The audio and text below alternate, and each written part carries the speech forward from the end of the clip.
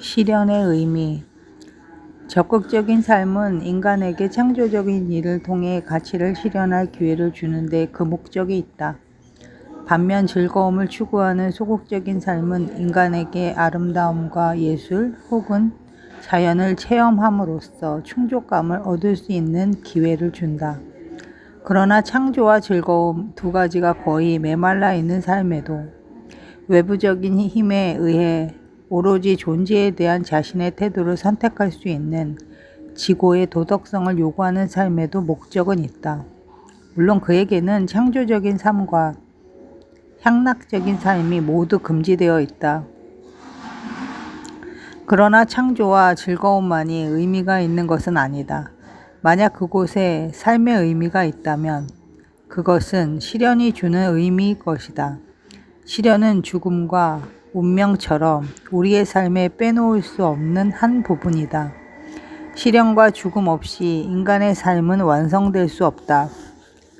사람이 자기 운명과 그에 따르는 실현을 받아들이는 과정, 다시 말해 십자가를 짊어지고 나아가는 과정은 그 사람으로 하여금 자기 삶에 보다 깊은 의미를 부여할 수 있는 폭넓은 기회, 심지어 가장 어려운 상황에서도 폭넓은 기회를 제공한다. 그 삶이 용감하고 품위 있고 헌신적인 것이 될 수 있다. 아니면 이와는 반대로 자기 보존을 위한 치열한 싸움에서 인간으로서 존엄성을 잃고 동물과 같은 존재가 될 수도 있다. 여기에 힘든 상황이 선물로 주는 도덕적인 가치를 획득할 기회를 잡을 것인가 아니면 말 것인가를 결정하는 선택권이 인간에게 주어져 있다. 그리고 이 결정은 그가 자신의 실현을 가치 있는 것으로 만드느냐 아니냐를 판가름하는 결정이기도 하다. 이런 생각이 너무 비현실적이고 실제 삶과 동떨어져 있다고 생각하지 않기를 바란다.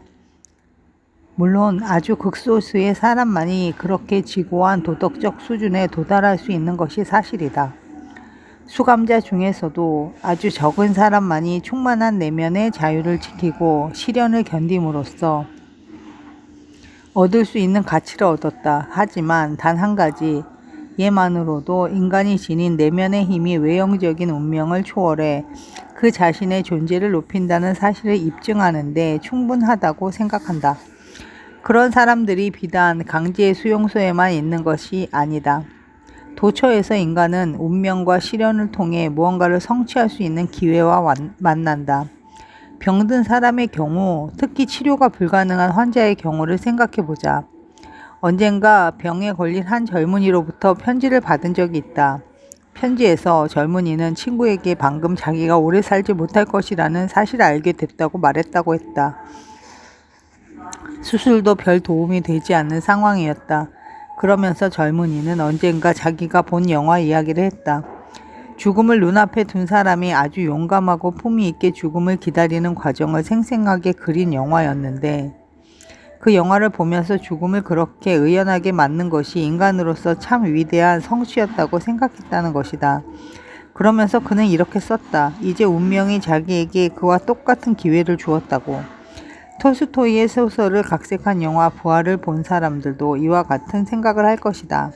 거기에는 위대한 운명과 위대한 사람이 있었다. 하지만 당시 우리에게는 그런 위대한 운명이 다가오지 않았다. 그런 위대함을 성취할 만한 기회도 없었다. 영화가 끝난 후 우리는 근처 카페로 갔다. 커피 한 잔에 샌드위치를 먹으면서 우리는 머리를 잠깐 스치고 지나갔던 그 기이하게 형이상학적인 생각을 잊어버리고 말았다. 그러나 우리 자신이 그렇게 위대한 운명과 직접 맞닥뜨리게 됐을 때 그와 똑같은 영적인 위대함을 가지고 그것과 만날 것인가를 결정해야 할 상황이 됐을 바로 그때 우리는 이미 오래전에 내렸던 젊은 시절의 그 결단을 잊어버렸다. 그래서 결국 실패하고 말았다.